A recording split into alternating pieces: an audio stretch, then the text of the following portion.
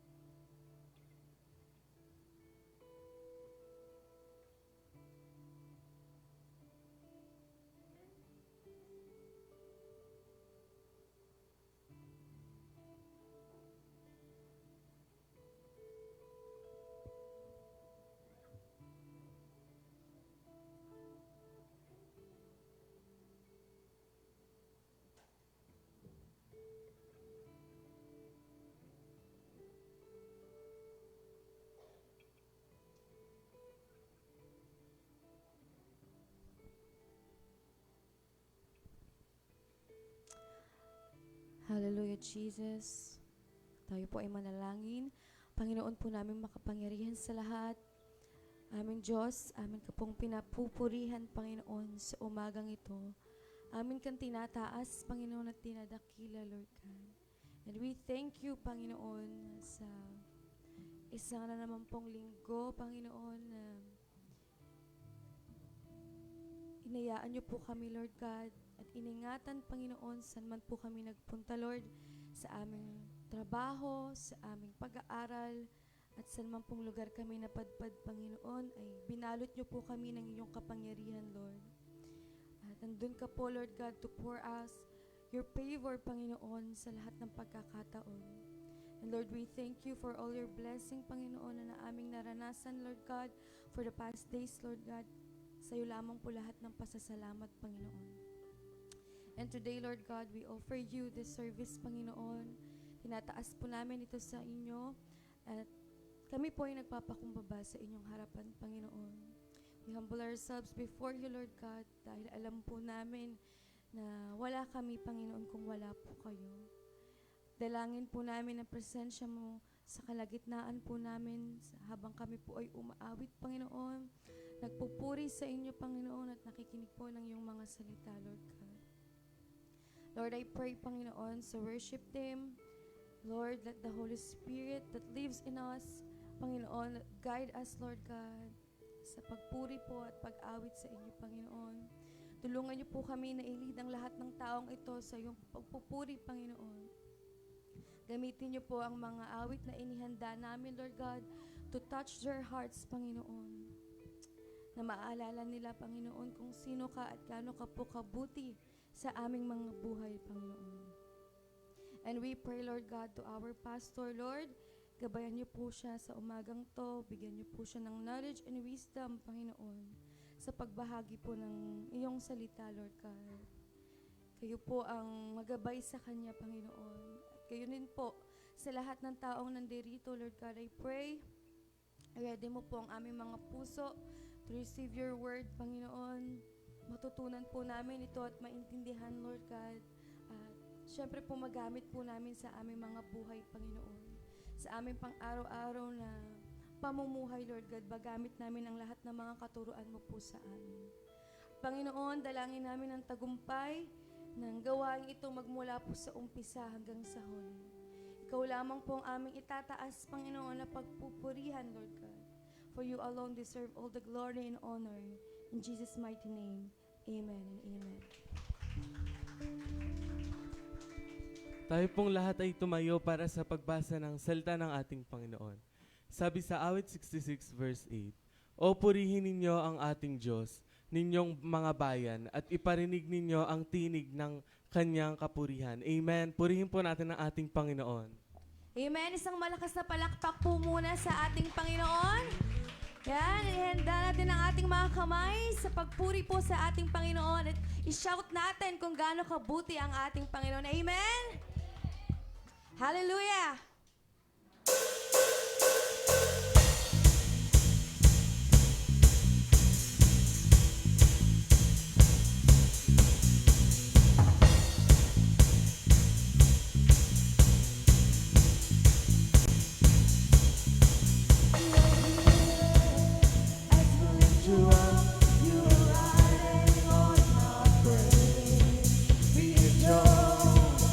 Over everything, you are seated in our praise. This is prophetic, I can feel it in the air. We live for praise and you change the atmosphere. Hearts open now, everybody singing out. Oh, turning up this sound of praise, make it louder than any hour. Lift him up and shout his name over all.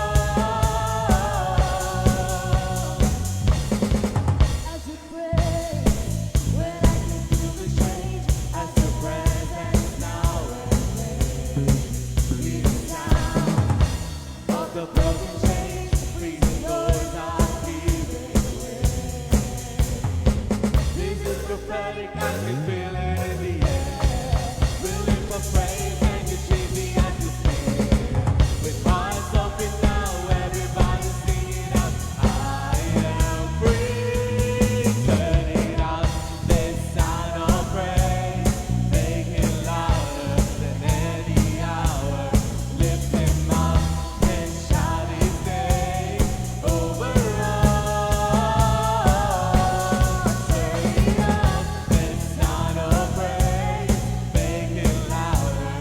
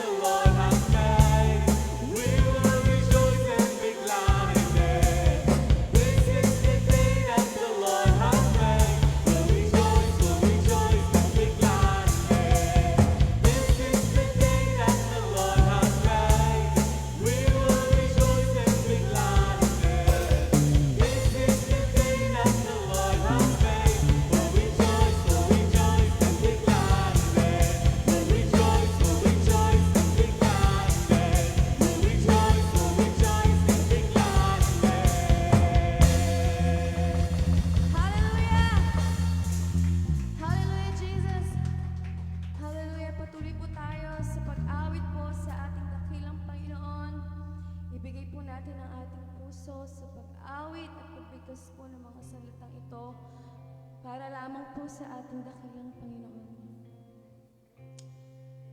Let the overflowing blessing na nanggagaling sa ating puso mag-reflect po sa ating mga salita na kung gaano po kabuti ang ating dakilang Panginoon ay masabi po ng ating mga bibig. Let's give our best in worshiping our Almighty God. Dahil kahit kailan po ang ating Panginoon, the best po ang ibinibigay sa atin. Kaya po sa ating pag-awit, ibigay rin po natin ang ating best sa Kanya. Hallelujah, Jesus.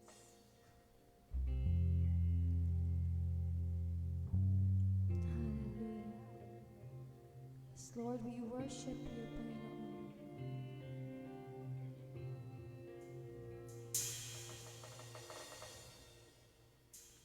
A thousand generations falling down in worship to sing the song of ages to the Lamb.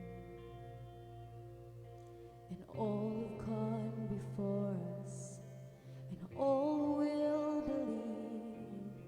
We'll sing the song of ages to the Lamb. Your name is the highest. Your name is the greatest. Your name stands above them all. All thrones and dominions, all powers and positions. Your name stands above them all, and the angels cry, holy, all creation cries, holy, you are lifted high, holy, holy forever.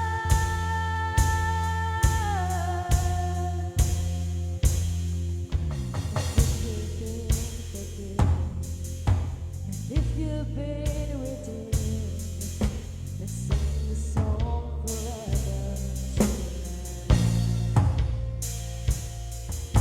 And if you walk in freedom, and if you bear His name, sing the song forever to the Lamb. We'll sing the song forever and amen. And the angels cry, holy, all creation cries, holy, you are lifted high, holy, holy forever. Your people sing, holy, to the King of Kings. Holy, you will always be. Holy, holy forever.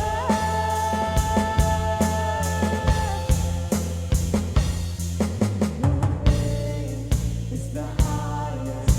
Your name is the greatest. Your name stands above them all.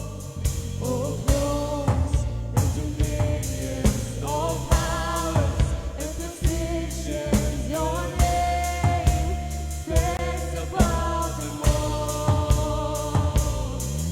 Your name is the highest. Your name is the greatest. Your name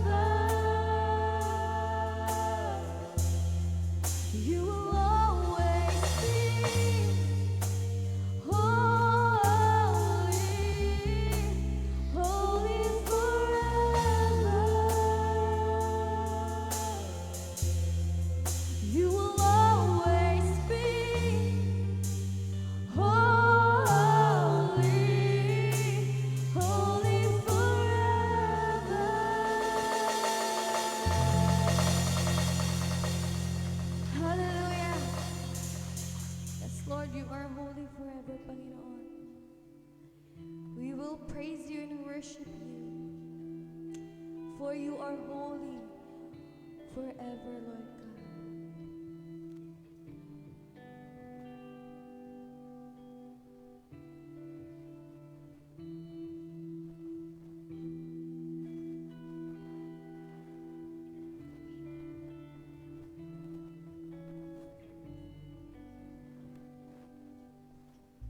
Light of the world, you step down into darkness.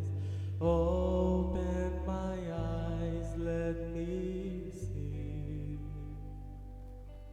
beauty that made this heart adore you.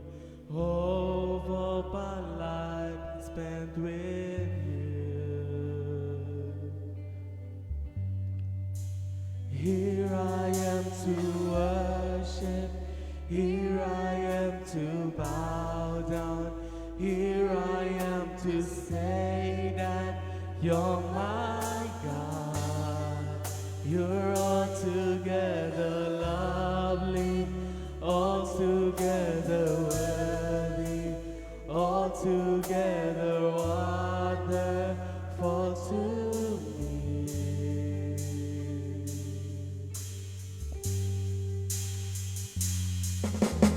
King of all days, oh so highly exalted, glorious in heaven above. Humbly you came to the earth you created, all for love's sake be grateful. Here I am to worship, here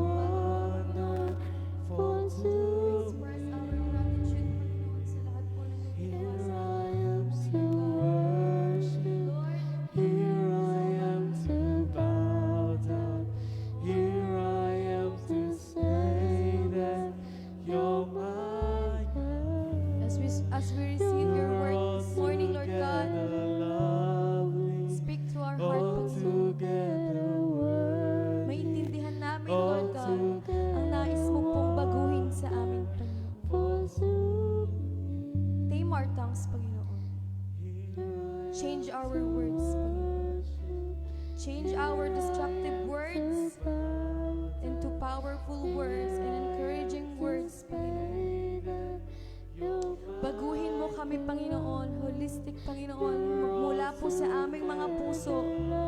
Baguhin mo po ang aming mga character, Lord God. Alisin mo po, Panginoon, mga aming character na hindi po nararapat sa inyong harapan, Panginoon. Dalangin namin, Panginoon, kapangyarihan mo na babago sa bawat isa, Panginoon. Tulungan mo kami, Lord God, to be a better Christian, Panginoon. Help us, Panginoon. Help our words, Panginoon, na maging encouragement po sa bawat isa na aming nakakasama, Lord God. Tulungan niyo po ang aming mga salita ay maging blessing po sa lahat po ng aming mga nakakausap, Panginoon. And we are welcoming your power, Panginoon, to change every one of us, Panginoon.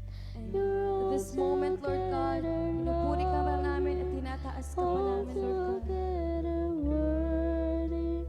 Amin kang dinadakila, Panginoon. Panginoon, maraming salamat po sa umagang to, Lord God. Tanggapin mo po lahat ng papuri at pagsambang ito na para lamang sa iyo, Panginoon. Sa iyo lamang po lahat ng papuri at pagsamba sa pangalan ng aming Panginoong Jesus. Amen and amen. Let's sing once again, Here I Am to Worship. All together wonderful to me.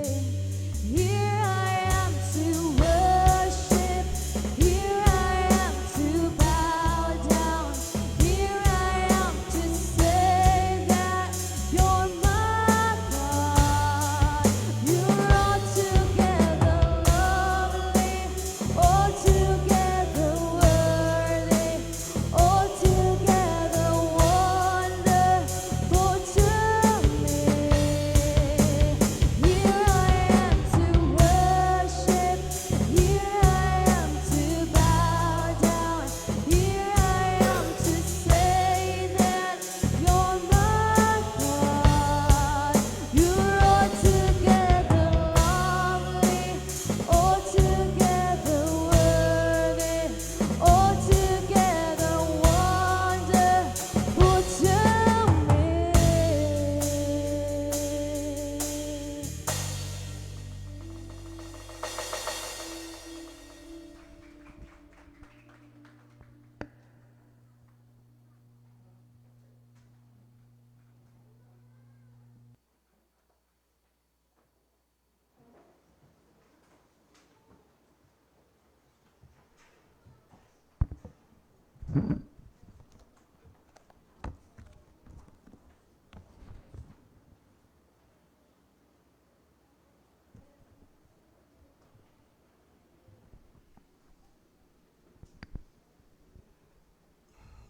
Magandang umaga sa ating lahat. Praise the Lord for another time to worship the Lord. Thank you, worship team, sa inyong inspiring and napakagandang awitin para buksan ang ating puso. I believe worship ay hinahanda ang puso natin para sa pakikinig ng salita ng Diyos. Sabi nga, ang salita ng Diyos ay like a two-edged sword. So bago tumusok yung two-edged sword sa atin, palalambutin muna ng mga awitin mula sa Panginoon. But before that, let's go to the Lord in prayer once again and ask the Holy Spirit to help us understand His words. Father God, we thank you once again sapagkat tunay, Lord, na ang salita mo ay buhay, makapangyarihan, na siya lamang makapagbabago sa aming buhay. Tulungan mo po kami sa oras na ito ng aming mapapakinggan ay maging buhay na salita mo at magbago sa aming buhay at pananalita. Sa pangalan ng aming Panginoong Hesus, Amen and Amen. Well, tayo po ay magpapatuloy sa series natin na Taming the Tongue, the Biblical Power of Words. Nandito na tayo sa ating next topic, which is the destructive power of careless words.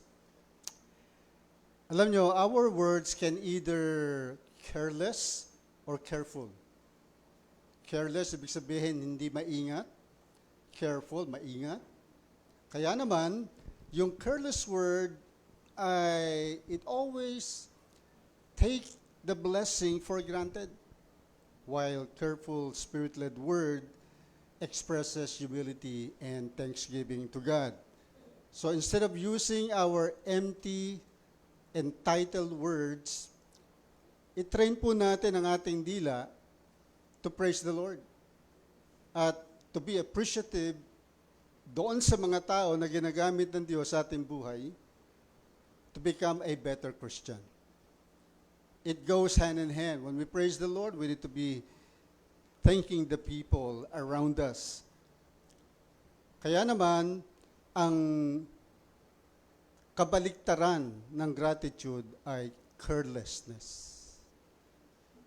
Pag tayo ay puno ng gratitude sa Diyos, whatever situation na meron tayo, mahirap man, maganda ang buhay, we go to the Lord in prayer and thank the Lord for giving us the strength harapin ang ating mga pagsubok. Kapag tayo ay mapagpasalamat sa Diyos, it shows we recognize God's grace behind every blessing. So ano pong big idea ng ating sermon ngayon? Every careless word matters to God. Let's take a look at the first one, which is careless words reveal the heart. Sabi ni Jesus, out of the abundance of the heart, the mouth speaks. Kung ano ang nag-uumapaw sa puso, ay siyang sinasabi ng bibig. Bakit ba nasabi ni Jesus yan? Ano ba ang setting dito ng sinabi niya yan? Ang kausap niya po rito ay ang mga Pariseyo. Makikita natin sa larawan dyan na kinausap niya itong mga Pariseyo, mga leaders ng panahon na yan, sapagkat si Jesus ay nagpagaling, nagpalaya ng inaalihan ng masamang espiritu. So instead na magpasalamat itong mga religious leaders kay Jesus, inakusahan siya na ang kapangyarihan daw na ginamit niya para palayasin yung demonyo ay kapangyarihan ni Satanas. Kaya naman, makikita natin dito kung anong response ni Jesus. Ang sabi niya, pwede bang ang isang kingdom ay manatili at maging matatag kung ang mga mamamayan nito ay nag-aaway-away? Ibig sabihin, pwede bang palayasin ng demonyo ang kanyang sarili? Right after sabihin niya, sinabi niya, you are blaspheming the Holy Spirit. You accusing me that I have the power of Satan. When in reality, the Spirit of God is upon me. Kaya sinabi niya, kung ano ang nag-uumapaw sa puso ng mga taong yan, yun ang lumabas sa bibig nila. Kasi kaya nila pinagbintangan si Jesus na merong demonyo kasi meron silang demonyo sa kanilang mga puso. Kaya ito mapapansin natin na kapag ang puso natin ay puno ng alinlangan, puno ng mga hinanakit, yun po lumalabas sa ating bibig. Kung puno ng negativity, lalabas din yan. Kapag ang toothpaste, no, lalagyan ng toothpaste, piniga mo siya, siyempre lalabas dyan yung kung anong laman doon. Hindi naman pwede lumabas doon yung jam, strawberry jam. Kung anong laman doon, yun ang lalabas po doon. So, careless words reveal the heart. Words are not accident. It really reveals what's inside of us. Tama po ba? Hindi pwedeng nadulas lang. Hindi pwede pong sabihin ng mga Pariseyong to, sorry Jesus, nadulas lang kami. Pero habang sinasabi nilang kay Jesus, para silang mga tao na nasa x-ray machine. Kitang-kita ni Jesus ang kanilang kalooban. So, anong connection ito sa ating mga pananalita? Their careless and wicked words against Jesus revealed the evil in their hearts. Out of the abundance of the heart, the mouth speak. Ngayon, atin po namang tignan ito sa ibang anggulo. Meron po tayong tinatawag na entitlement or gratitude. Ano po ba ibig sabihin ng entitlement? May karapatan ako. It reveals pride. I deserve this. Gratitude ay pasasalamat. It reveals humility. I am privileged to receive this. In other words, our words of gratitude show a heart that honors both God and man. Kapag tayo ay merong entitlement mentality, lahat po ng ginagawa sa atin ng Diyos, parang normal na lang.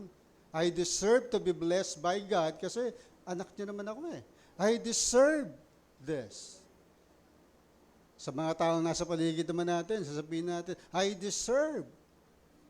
Nagawin nila ito sa akin sapagkat anak naman nila ako eh. Pamangkin naman nila ako eh. I deserve this. How about the people around us? Yung mababait sa atin. When they help us and provide for our needs, do we have that mentality, I deserve this? I'm entitled to receive this.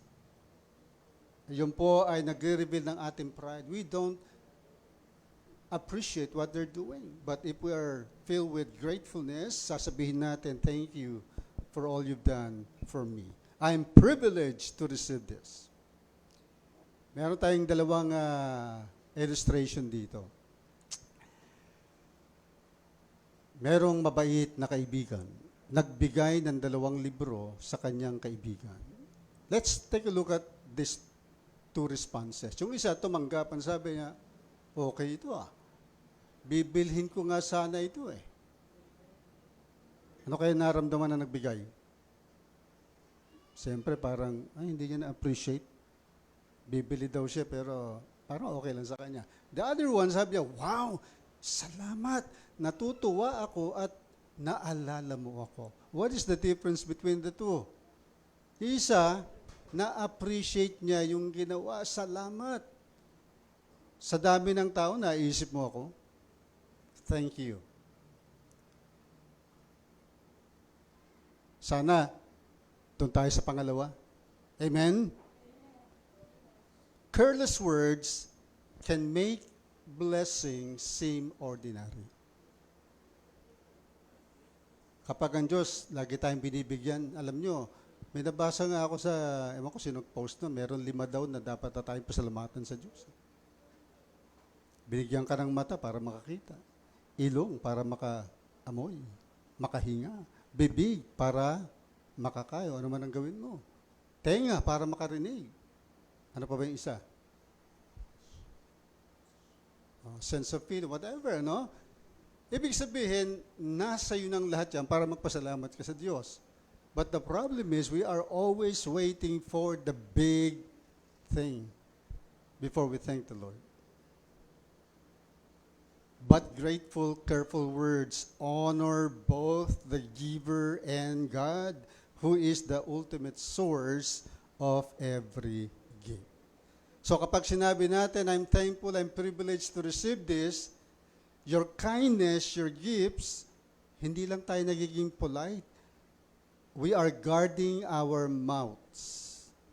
Sinashape natin at binabold natin ang puso to become like God.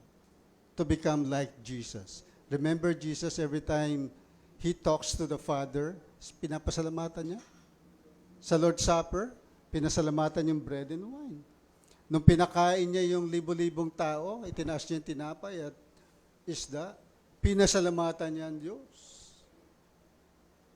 So if we are children of God, we should be people filled with gratitude.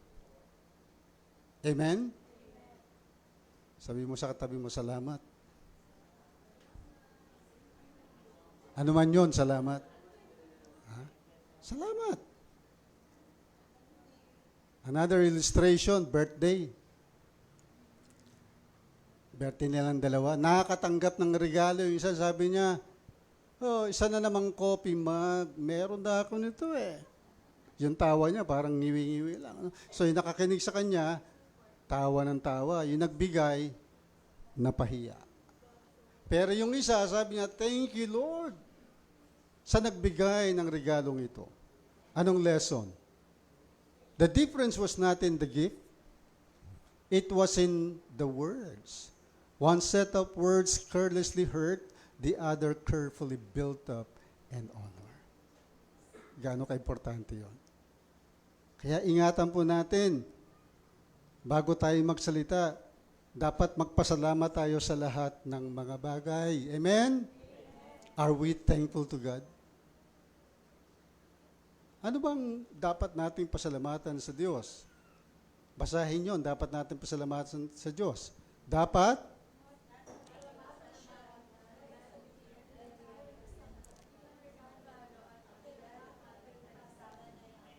Amen? Lahat po tayo dito nakatanggap ng pinakadakilang regalo. Walang regalo sa mundo na makapapantay sa natanggap mo sa Diyos. Sapagkat hindi nababayaran ng pera yan. Buhay na walang hanggan. Ang lahat ng tao nagtatrabaho dito para makaroon ng buhay. Pero ikaw may buhay na walang hanggang ka na. Libreng ibinigay ng Panginoon. Kaya naman para po ma-appreciate natin yan, we need to learn the principle or the argument from the greater to the lesser. Ano ibig sabihin ng from the greater to the lesser? This phrase, from the greater to the lesser, is a way of reasoning that appears in the scripture. It's sometimes called fortiori argument, which is in Latin, from stronger. From stronger. Mula sa mas malakas. Para ma-appreciate po natin yung salvation natin, dapat tignan mo ang kanyang kaligtasang binigay sa atin as greater blessing. Tignan po natin yung verse sa Romans 8:22. Alin dyan ang nagpapahayag ng greater blessing? Basahin muna natin. He who did not spare his own son, but gave him up for us all, how will he not also along with him graciously give us all things? Ano dyan yung nagpapahayag ng greater blessing?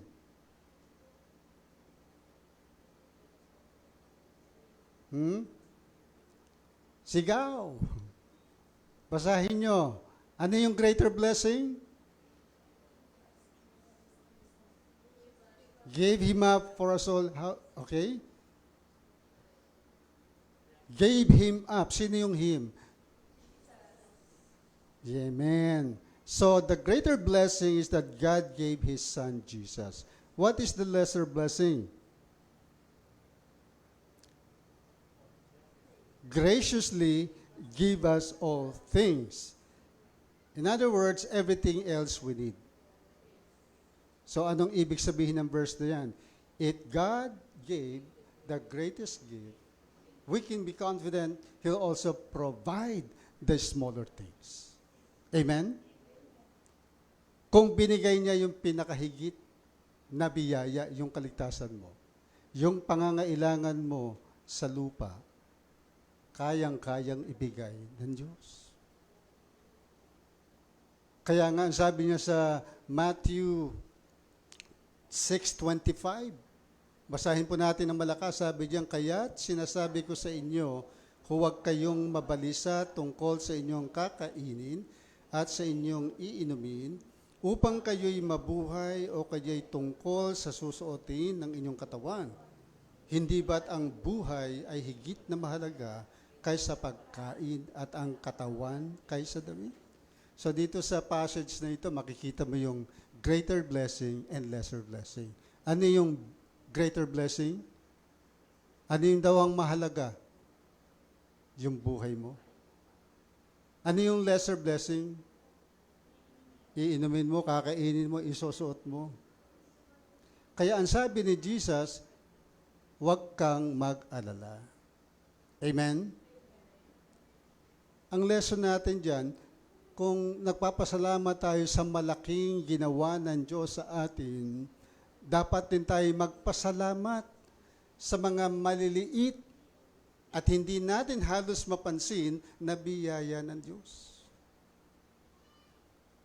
Kaya nga sabi ni Jesus, susunod ng mga talata, yung ibon daw. Sabi niya, masdan mo yung ibon sa parang, hindi naman yan nagtatanim, hindi naman yan umaani, hindi naman yan nag-store ng kanilang kinakain. Pagkain nila, lumilipad-lipad na yan.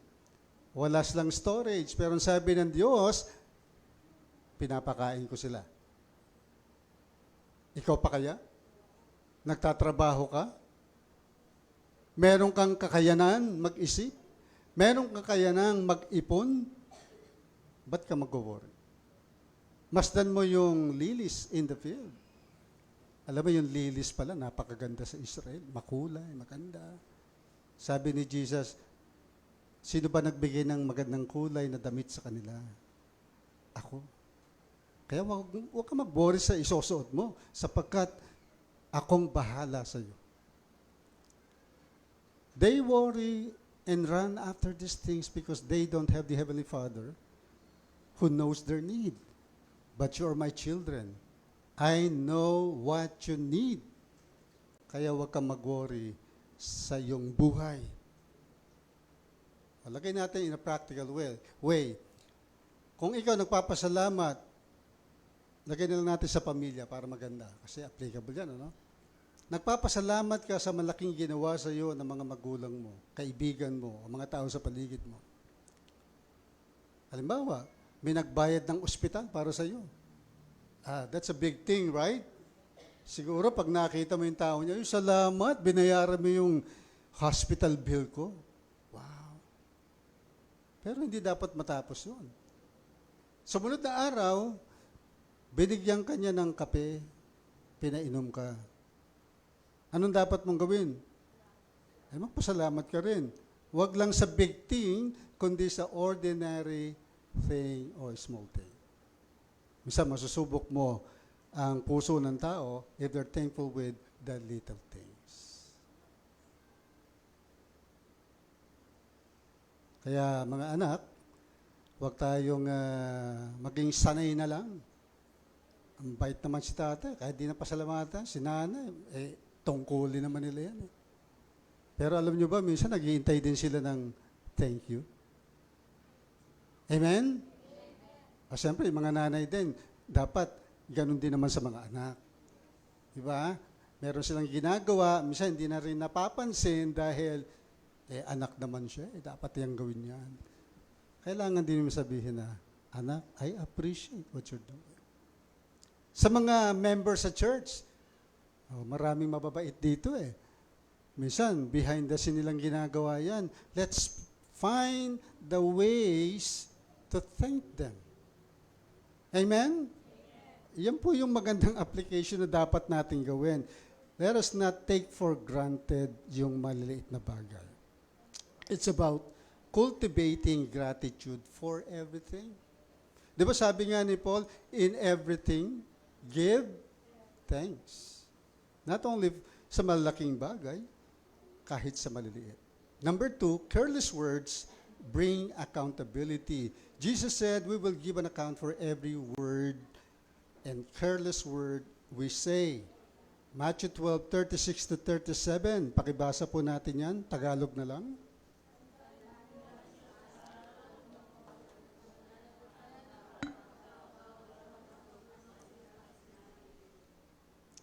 Sumunod.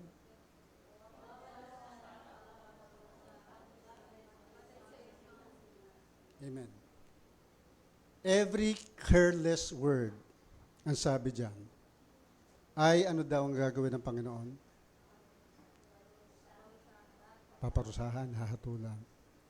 Of course, alam naman natin na ang kausap ni Jesus dito, mga unbelievers. Sa huling araw, hahatulan sila sa bawat sinabi nila laban sa mga anak ng Diyos, laban sa Diyos, lahat yon babalik sa kanila. Pero tayong mga anak ng Diyos, although hindi tayo haharap sa hatol, laban sa ating kasalanan, sapagkat sa pagdating sa langit, tayo ay hahatulan base sa ating good works. Pero habang nasa lupa tayo, we are under this principle. Kung ano ang nasabi natin na pangit, laban sa Diyos, laban sa iyong kapatid, laban sa kanino man, ang Diyos ay nakikinig. ibabalik niya sa atin yun para masabi natin, mali pala yun. Alam niyo ba yung sinasabing background conversation? Ito yung hindi ka nagsasalita, pero yung mind mo andar ng andar against that person. Yan po yung background conversation. Kaya, hindi man nakikita ng katabi mo yun. Nakikita ni Lord yan. Kaya kapag pumasok yung hindi magandang pag-iisip na yun, Lord, alisin mo sa akin yan. Pero pag in-entertain mo yun, ayun na. Baka posible lumabas sa bibig natin yun. Kasi si Satan mahusay mag-insert. Yung insertion na tinatawag. Ha? Ganon ang demonyo.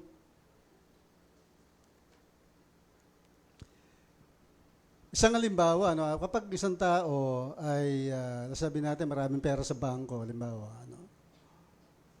minsan, naglalagay sa kanya yan sa posisyon na i-put down yung mga tao na mababa ang sweldo. Makikita mo yan sa kwentuhan, kung paano ituring yung tao sa pagkakwentuhan. Ini-elevate niya yung sarili niya. Maging Kristiyano po, nahuhulog sa ganyang patibong. Pero next month, ang ating series is about stewardship. Ibig sabihin, lahat ng meron tayo, ang Diyos ang may-ari. Wala tayong pwedeng ipagmalaki. Kaya itong mga Pariseo, nasa position sila, nakala niya, religious leader sila, they can talk and say anything against Jesus. Sabi ni Jesus, mananagot kayo sa bawat sinasabi niyo. Yung false testimony against a neighbor, mali din yan. By your words, you will be justified, and by your words, you will be condemned. Alam niyo ba na ang words daw ay indication of the true condition of the heart? Amen? Totoo naman yun, napapansin natin sa ating sarili. Kapag tayo nagpupuri sa Diyos, punong-puno yung puso natin ng pagpupuri. But on the ordinary days, maharap tayo sa iba't ibang sitwasyon, natetempt tayo na ma-absorb yung mga negative situation. Kung hindi natin ingatan ang ating puso, yun ang lalabas sa ating bibig. Kaya naman, in context, kung tutularan natin si Jesus, hindi po siya rito gumamit ng salita na makamundo. Ginamit niya yung salita ng Diyos to tell these people na mali yung sinasabi niya. So, anong take away natin? When we fail to express thankfulness, we rob God of glory and people of encouragement. Kapag binigyan ka ng Diyos ng biyaya at hindi ka nagpasalamat sa Kanya, tignan po natin yung take away natin. Yun. Kapag hindi tayo nakapagpasalamat, ano daw ang ginagawa natin? Ninanakawan natin ang Diyos. Bakit? He deserves all the praises and honor. Amen? Lord, salamat sa iyo ito. Salamat sa binigay mong ito. Karapat dapat kang purihin. Ang mga tao na nagbigay sa iyo, tumulong sa iyo at hindi mo pinasalamatan, ninanakawan din natin sila ng inspirasyon. So we need to be grateful. But when we say, salamat, pinagpala ako sa iyong pagmamahal, makikita natin ang gantimpala sa halip na panghihinaya. Yan po ay maging lesson po sa atin yan. Naalala niyo yung 10 ketongin na pinagaling ni Jesus? Nagmamakaawa sila na pagalingin ni Jesus.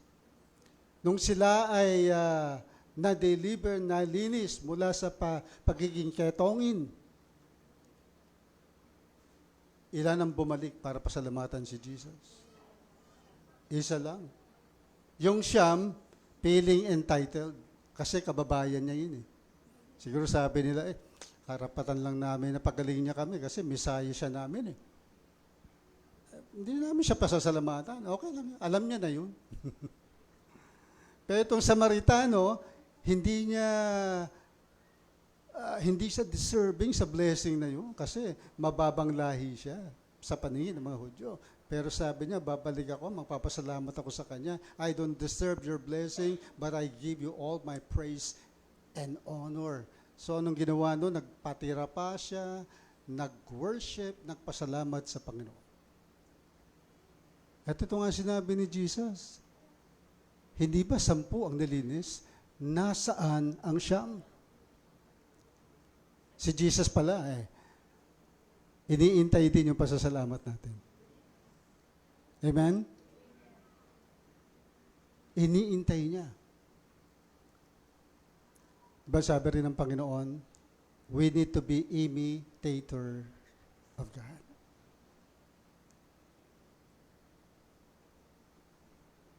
It's human nature, kapag may tumulong sa'yo, you give back. Maraming paraan. Texting, Viber, wala na tayong excuses sa Lord, no? Binigay ng lahat sa atin. But if we fail to do that, that's very simple thing that reveals the condition of our heart. We need to be grateful people. Huwag lang sa malaki, kundi sa maliit. Pangatlo, guard your mouth before you speak. Sabi ni David, set a guard, O Lord, over my mouth. Keep watch over the door of my lips. O Yahweh, bibig ko ay iyong bantayan. Ang mga labi ko ilagyan mo ng bantay. No? Kailan pala may security guard tayo sa ating bibig. Ang security guard lagi nandyan Dito sa Pilipinas talaga ang security guard ginagawa ang trabaho. Pumunta ka sa doon sa gateway, merong doon Uniqlo. Pagpasok mo doon, nakatingin lahat sa'yo, yung nagbabantay doon. Ang feeling mo, magnanakaw ka na. Minsan, ako, dahil minsan inahatid ko siya, papasok ako doon. Pagpasok ko doon, may sumusunod sa akin. Ang feeling ko parang hindi ako komportable magbukas-bukas ng mga damit doon. Parang feeling niya, kukunin ko yun. Minsan ang human nature na talaga makasalanan talaga, no? Minsan ang ginawa ko, nilabas ko yung tigwa 1,000 ko. Nakita niya, binibilang ko. Medyo lumihis siya. Siguro, may pera to. Kasi minsan nakaka-offend na pupunta ka doon, bibili ka naman, pero ang tingin sa'yo, para ka magnanakaw. Pero minsan, pumasok naman sa isipan ko, trabaho nila yon. Kasi talaga namang maraming nagsashoplift. And everyone na pumapasok doon, suspect talaga. Kahit maganda pa suot mo. Sabi ko, sorry Lord, intindihin ko nila yung trabaho nila. Pero dapat ganun din sa dila natin, Bantayan talaga, Lord, bantayan mo to bago ko sabihin, wag isipin ko muna. Minsan nangangati na yung dila na sabihin, gusto mo nang magmura. What a nice day. Minsan, anihin mo na lang yung tenga mo. Kurutin mo na lang yung sarili mo para wag mo masabi. Ganun po tayo. Kaya kailangan bantayan talaga ng Holy Spirit ang ating bibig sapagkat kung hindi niya babantayan, parang mga araw ang lalabas sa ating bibig, lahat ng makikinig tatamaan, susugatan. Kaya napakagandang panalangin. Ang sabi ko sa sarili, sa gawain mag-iingat. Sa 39 naman, basahin natin verse 1. Hilingin ko kayong lahat na basahin yan. 39 verse 1.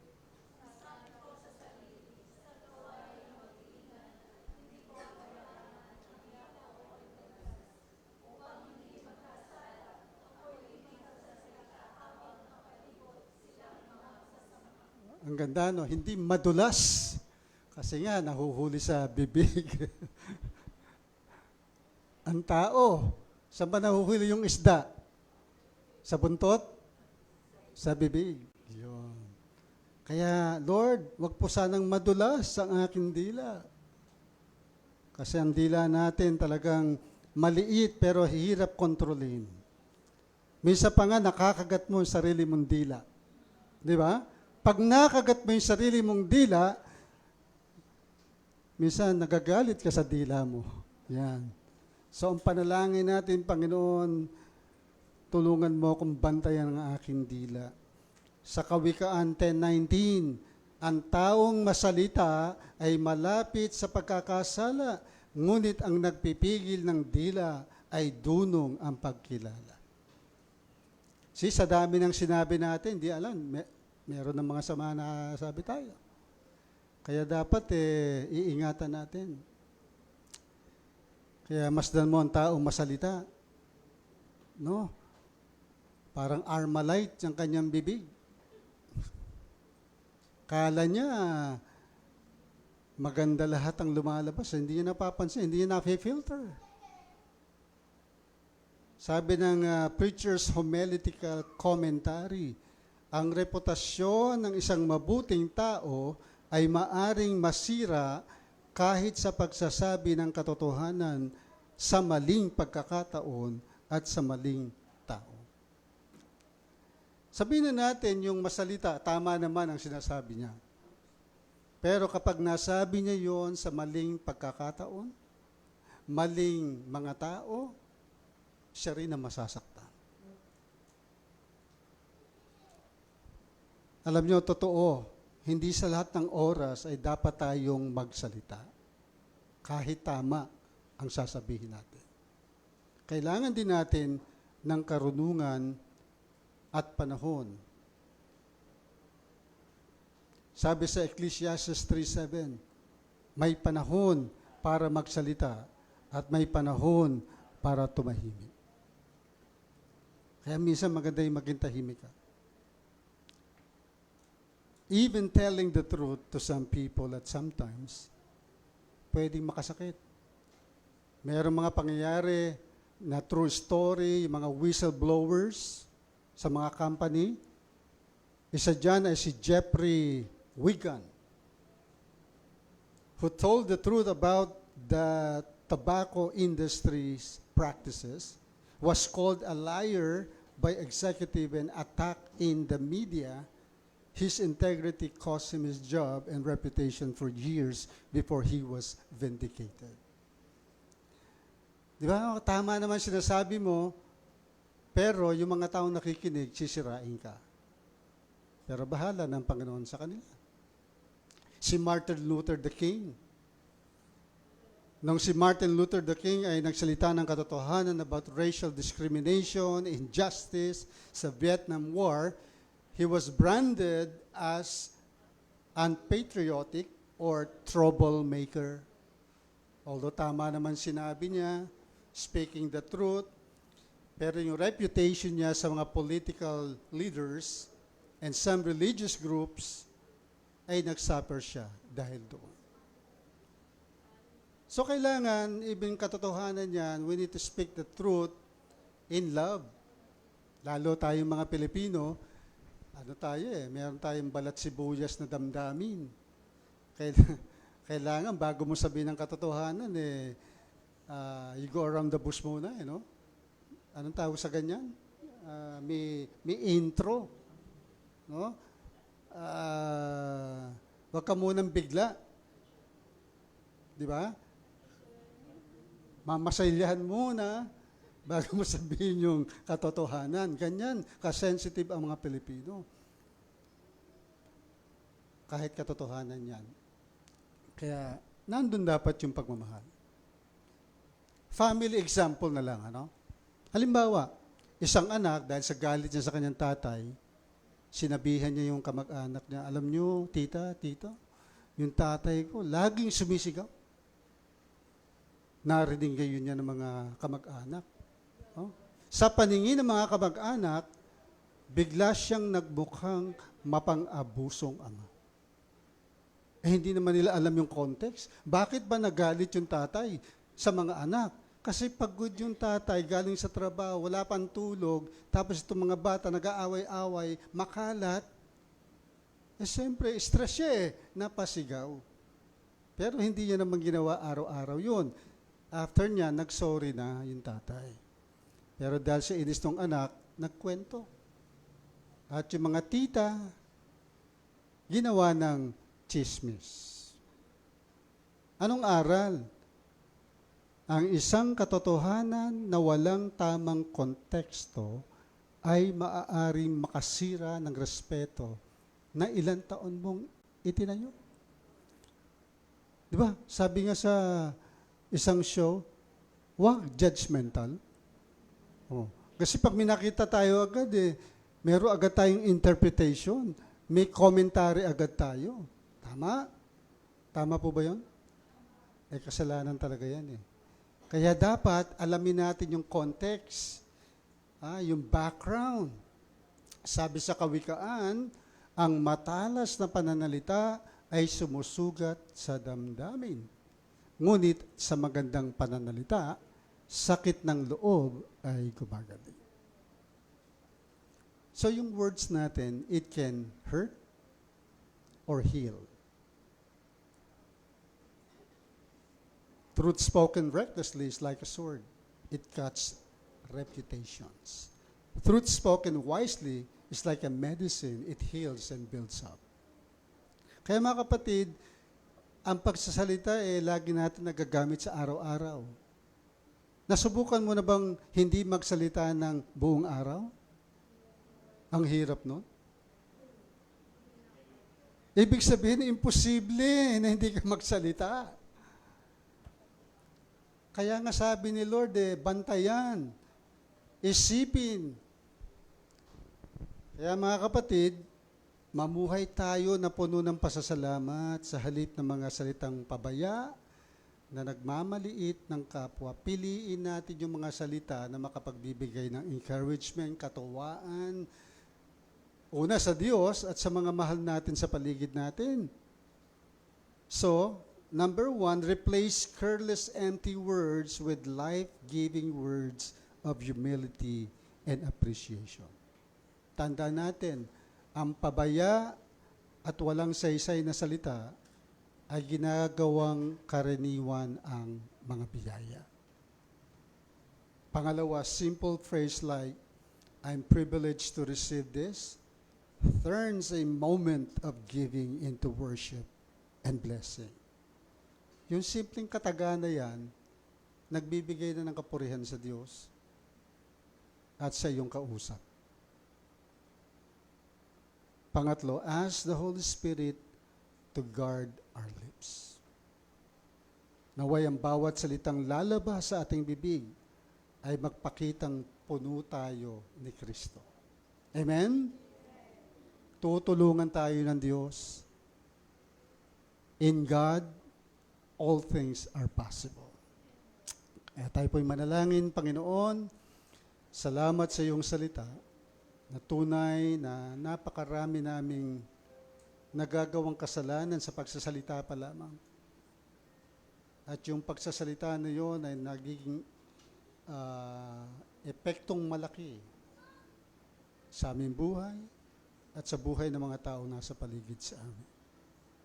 Bigyan mo po kami ng wisdom upang makontrol namin ang aming dila. Una, punuin mo ang aming puso ng pasasalamat sa iyo. Pasasalamat sa mga taong ibinigay mo sa amin na ibalik po namin ang appreciation sa kanila in many different ways, even small ways, O God.